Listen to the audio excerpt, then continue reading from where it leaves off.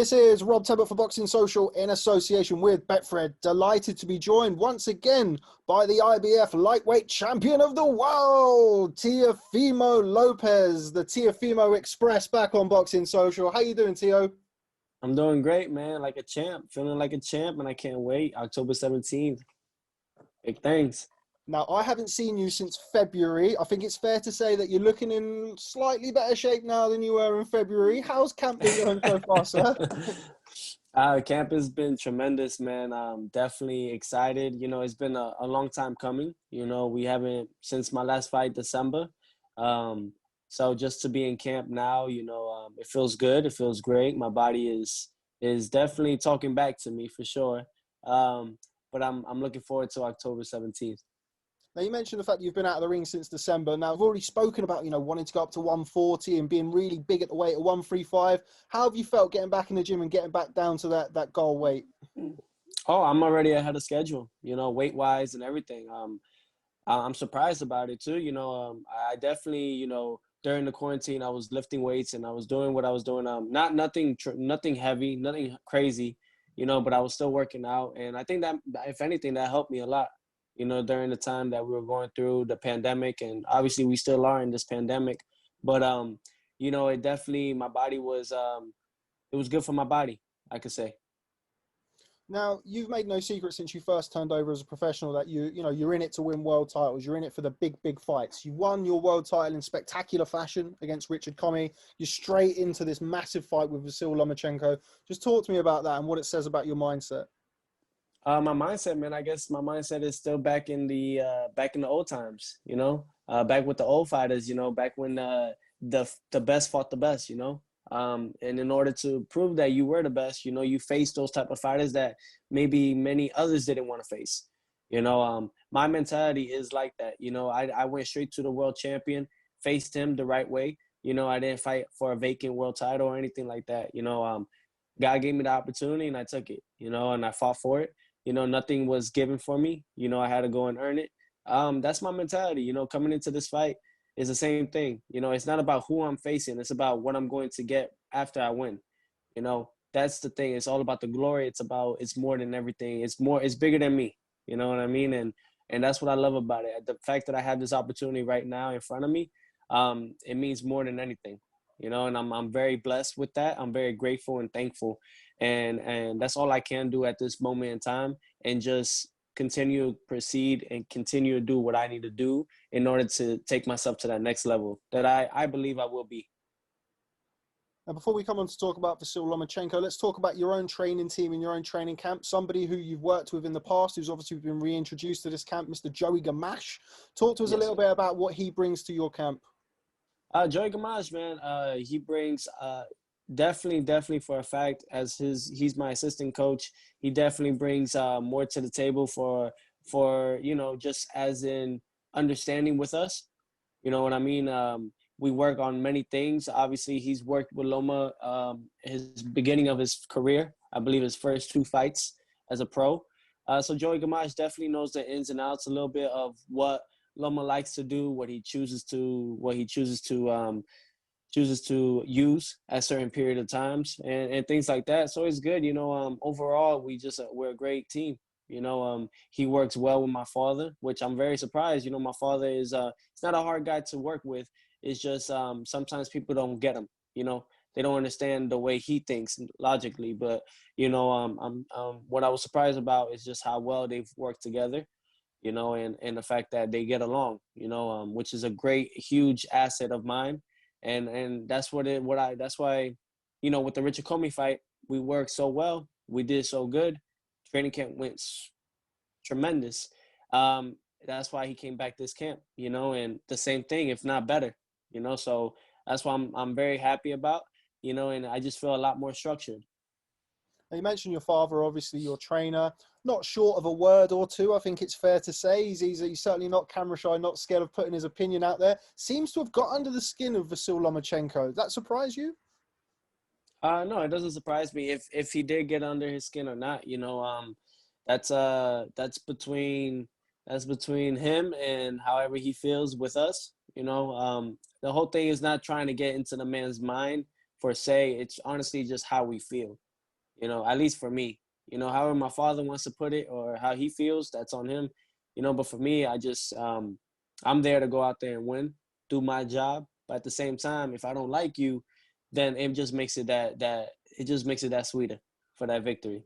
Do you like Lomachenko? No, I don't. I just don't. I don't see it, man. I just can't connect eye to eye with him. Just one of those guys, man. And it's just one of those guys that you just can't see eye to eye with. And it's nothing. It's not like because he's not the only he's not the only one. There's been fighters where I've like walked around. I just like I kind of don't like how you how you hold yourself. So it's not towards just straight to him. It's just how I am. That's just who I am. If I don't like you, I'm just gonna tell you I don't like you. And if you got a problem with it, then we could solve it. We could find a way, whether it's outside or inside the ring. Either way, I'm gonna, if you got a problem, then I'm gonna step up to the plate. So you dislike him as a person, respect him as a fighter? I wouldn't say respect him as a fighter. I respect the fact that he's trying to do bigger things in the sport. You know what I mean? That's the only thing I could take my hat off to him about is that. I don't respect him as a fighter. But what I can say is that I could take off my hat to the fact that he wants to continue to do bigger things in the sport that he loves, and I have the passion that I love for it as well. And that's why he's where he's at, and that's why I'm where I'm going to be, after this fight. How do you think he's changed as a fighter? Obviously, you mentioned the fact that Joey worked with him in his first couple of fights. Obviously, boxed Salido in his second fight, boxed Gary Russell in his third fight. How is he different now compared to the featherweight, super featherweight Vasyl Lomachenko? Well, Gamache, he told me that, he molded into the pros now, but when he first started, he was still in that amateur-like style, and they didn't understand it very well, especially when they faced Salido. So things like that, he just he told me, that they didn't know. He knew. He tried to tell them what to do, and they just didn't want to listen. I guess they have their own way of doing things, So I think that it just molded him to. I mean, you would expect that, after 6-7 years in the pro game, that eventually you hope that it will mold you into to become a professional fighter. At least have the pro-like style. So honestly, with everything that's going on, I just see since him going to 135, it is not his natural weight. He's better off at 130, 126, and these are just facts. I understand the fighters that he's faced and everything at 135. Tremendous fighters, don't get me wrong. You got Linares, Luke Campbell. I wouldn't say Crolla. Crolla, you just disappointed. You were just a disappointment. Sorry, lad. But who else did he fight? Pedraza. Pedraza, there you go. So Pedraza as well. Tremendous fighters, you know what I mean? But he never faced someone like me. Actually a true, not only just a natural 135 pounder, a bigger 135 pounder really, but just hungrier, stronger, younger, faster, smarter. I don't respect them, so that just leads everything into one. So these fighters, they had too much respect. I understand, don't get me wrong, the guy has done what he has done, but I believe I'm better. And the only way I can prove that is come October 17th with my hand raised.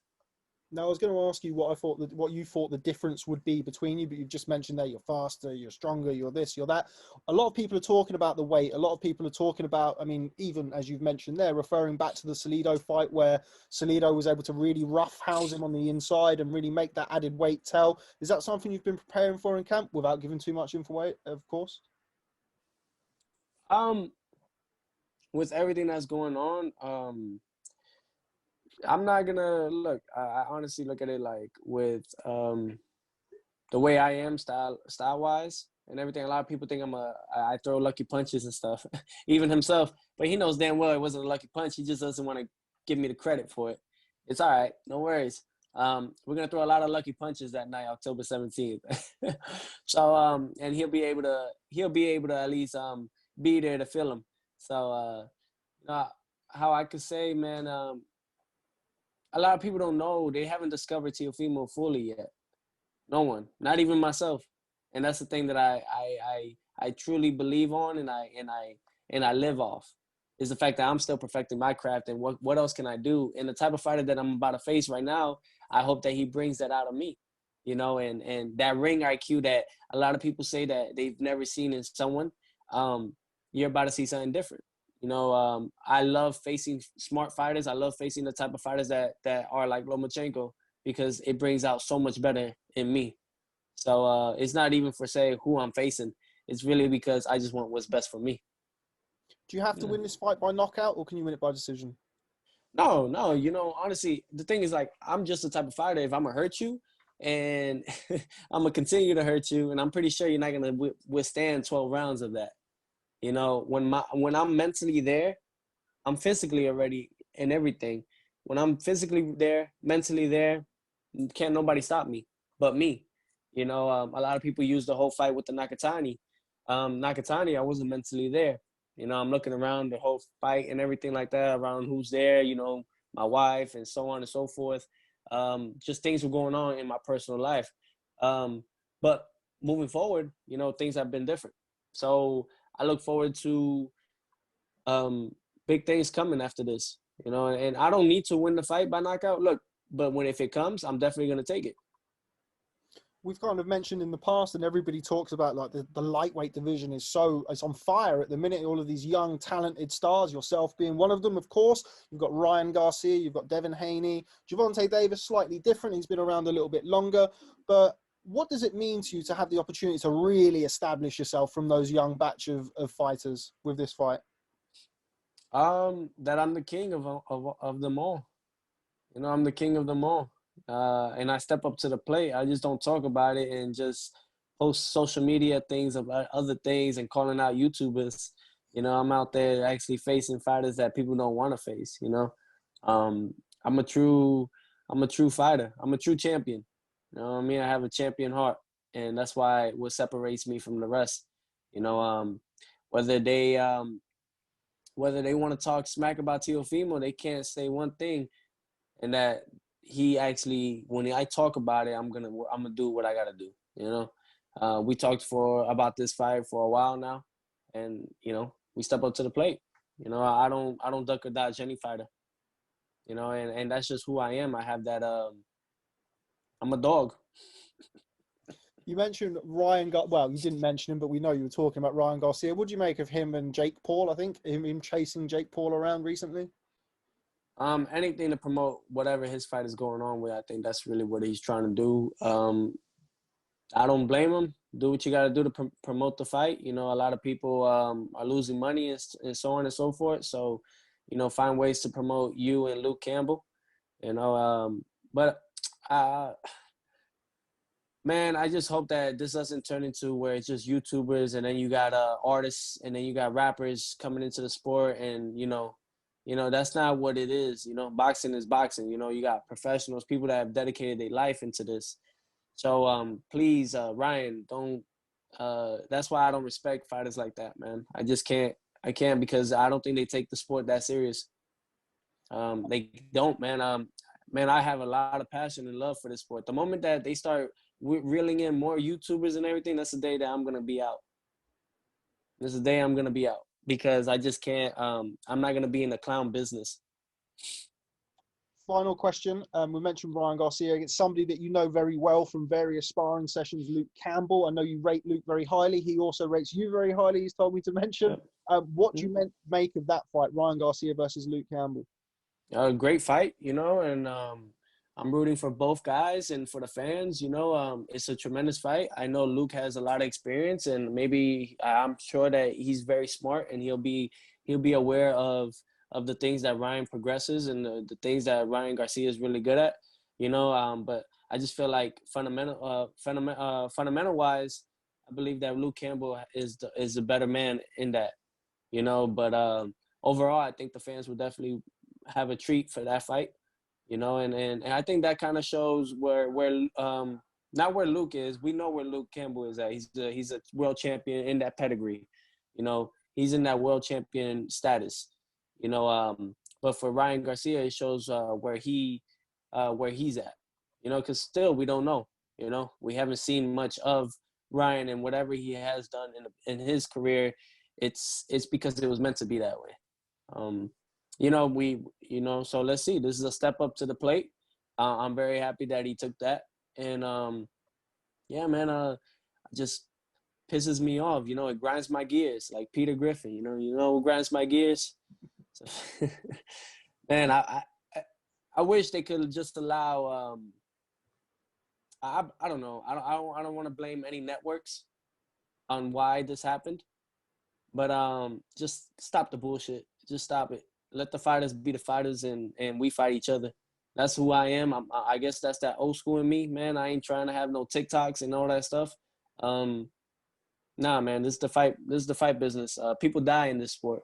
You know what I mean? So don't think of it as something like a gimmick or something that you could just joke around about. But other than that, man, I look forward to everyone fighting this year. Gervonta Davis with Leo Santa Cruz. You have Ryan Garcia, Luke Campbell. But the first ones to start it off is going to be Lomachenko and Teofimo Lopez. It certainly is, and that seems like a good way to wrap this up. Always a pleasure catching up with you, Mr. Lopez. I do hope to catch up with you sometime soon. If I don't speak to you beforehand, I wish you all the best. October the 17th, brilliant fight for all the marbles at lightweight. Ladies and gentlemen, the Teofimo Express, the IBF lightweight champion of the world, Teofimo Lopez. Thanks very much for speaking to Boxing Social. The takeover, baby. Cheers, Teo.